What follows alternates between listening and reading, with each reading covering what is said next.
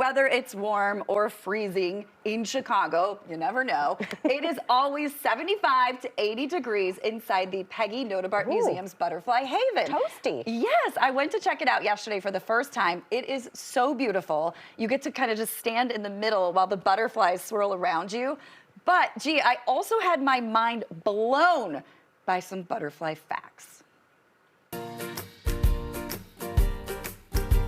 Hi, I'm Alan Lawrence, Associate Curator of Entomology here at the Peggy Notabart Nature Museum, and we are in the Judy Istock Butterfly Haven, a room full of upwards of 1,000 butterflies from all over the world.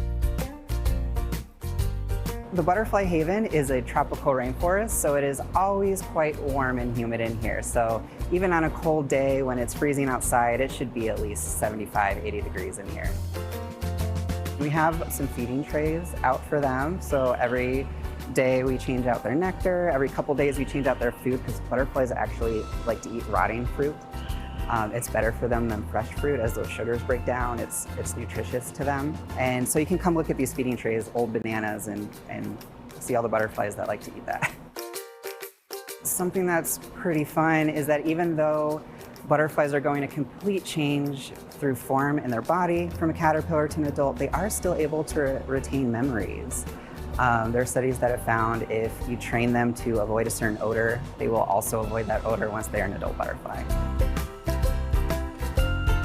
Here's an Atlas moth. Oh, that's big. Now this is a small individual, but the biggest ones are the largest moth in the world. That one right there is a leopard lacewing. How do they all get their different colors? A lot of different ways. Some of them are pigments that they produce. However, you notice how that one looks kind of metallic and the color shifts? That is a structural color. So you have all these tiny little physical bumps that reflect light in a weird way. So the life cycle of a butterfly starts as an egg. Out of that egg will hatch a little caterpillar whose job is to eat and eat and eat. They mostly eat leaves. And then as they grow big enough, they'll transform into a pupa, which is the next life stage. And the pupa of a butterfly is called a chrysalis. So you've just blown my mind because you said not all butterflies make cocoons. They do chrysalis.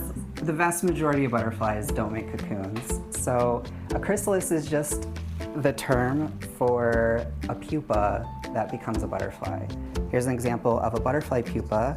They have a really fancy shape. A lot of them are great at camouflage. They look like leaves. So they get a fancy name called a chrysalis. So that is not a cocoon. That's not a cocoon. Now, some moths, they don't all form cocoons, but those that do, they may spin like an entire silk sleeping bag around their bodies, and then they shed their skin and become a pupa inside. They don't get the fancy name of chrysalis because they look kind of bland, but this cocoon is actually cut open a little bit so we can see what the pupa inside looks like.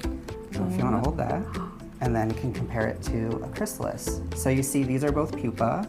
They both have hard shells, hard exoskeletons. The pupa of a butterfly just looks fancier, so they get a fancy name. It's called a chrysalis. All the butterflies are originally raised at butterfly farms as a caterpillar. So they're fed up, they're given a lot of leaves where their natural habitat is. And then when they form a chrysalis, then they're shipped off in the mail. All of the butterfly farms we work with have a conservation focus. They preserve some land so that they have areas to collect butterflies from to start their colonies. Really, we're supporting them by funding them. By purchasing the chrysalises from them, we're supporting economic activities that depend on native habitat rather than activities that would clear the forest for, say, cattle farming. This is farming that can take place on a very small parcel of land and requires conservation. Oh, how pretty is it in there? You can check them out at the museum. It's open 7 days a week from 10 to 4, and every day at 2 p.m. they actually release new butterflies into the greenhouse so you can be a part of that and watch it happen. I love that. I learned so much. Okay, but I do feel like we should kind of reverse a little bit to talk about that mind-blowing information in that piece from Alan the entomologist. Yes. Okay, we're gonna dissect it. Gee, please come into my yes. science lab because we really need to get down to the dirty nitty gritty of this. All right. So I'd like you to enter my science lab here and, you know, we're gonna be really professional about this. Okay. Oh, let me yeah, help you. Please, Here you go. Please. There you go, doctor. Okay, you're gonna notice that book on my science lab table too. PhD. I'm gonna get to that. Okay. Jay, when you think of butterflies, Yes. you just heard Alan talk about it. What's the process you think Okay, to become a butterfly? I think you're a little caterpillar, you're Yeah. adorable, you're eating some leaves, then you spin yourself around in a cocoon, and you go to sleep for a while. You take a nap before you emerge. Yeah, I feel like that's like what we all learned growing up, right? The butterfly is in the cocoon, and we learned that with the help of this book, The Yes. Very Hungry Caterpillar by Eric Carle. I'm gonna fix your mic. Go That's ahead, my- continue, Dr. scientist. Gindra, not a real doctor. Okay. Remember though, you guys, like they made the cocoon, and what did they become? A beautiful butterfly. Well, that's incorrect, okay? The vast majority of butterflies, as Alan told us, never ever build cocoons. You heard Alan mention and show us the chrysalis. I didn't know Yes. what that was. What I'm like, is- I yeah. don't know what you're talking about. What is this word? Well, the butterfly pupa's body hardens to help protect it from predators, but it doesn't make an additional covering. It's a chrysalis. Take a look at the picture. The one on your left, guys, that's what a chrysalis looks like. A butterfly is gonna come out of that one on the left. The one on the right, G, that's a cocoon. What comes out of there? A moth. Yes, it's a moth. The moth caterpillar creates a covering out of silk called a cocoon. They are not one and the same. I told my husband this mind-blowing information, and he said, yeah, so a chrysalis is a cocoon. No, they are completely different. So that brings me back.